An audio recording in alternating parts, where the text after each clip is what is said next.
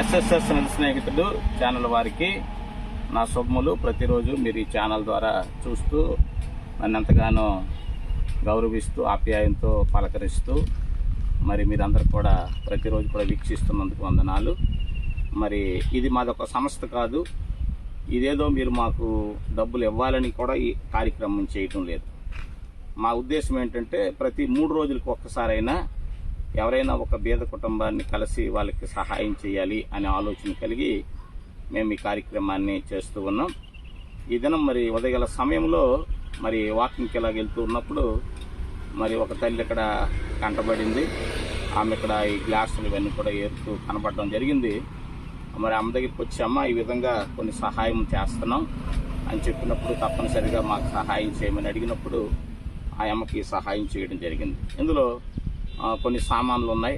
మరి ఇందులో ఇంటికి కావలసినటువంటి సామాన్లు కొన్ని సిద్ధం చేశాం.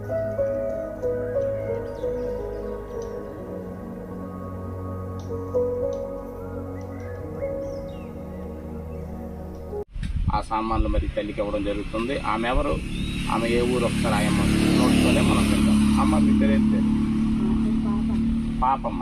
ఏ ఊరమ్మ మీరు? చల్లవానిపేట. మరి ఇక్కడ ఈ తోట దగ్గర మీరు ఉంటున్నారు. ఎంతమంది పిల్లలమ్మ?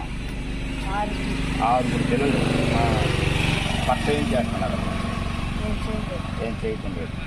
మరి కాబట్టి ఈ యొక్క వాకింగ్కి వెళ్తూ ఉన్నప్పుడు, ఈ వాకింగ్కి నేను ఇలా తిరుక్కొని వెళ్తూ ఉన్నప్పుడు ఈ తల్లి నాకు కనపడడం జరిగింది. మీరు మీ ఇంటి పేరు ఏం పేరమ్మా? బైరు చెట్టి పాపమ్మ అనే ఈమె మరి ఇక్కడ ఈ యొక్క ప్రాంతంలో ఇక్కడ ఈ యొక్క చేసాలు ఇవన్నీ కూడా ఏరుతూ ఉంది. మరి చాలా పేద కుటుంబమే, ఆమె జీవనం కొనసాగిస్తుంది.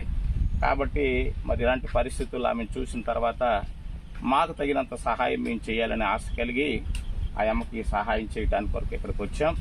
కాబట్టి మరి ఈ తల్లి ఈ యొక్క సామాన్లు అందుకొని సంతోషిస్తుందని చెప్పి నమ్ముతూ ఈ సమయంలో ఇందులో ఉన్నటువంటి అనేక సామాన్లు ఆ తల్లికి నేను ఇవ్వడం జరుగుతుంది.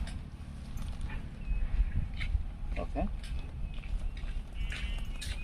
ఇవి టిఫిన్ చేసుకుంటాం.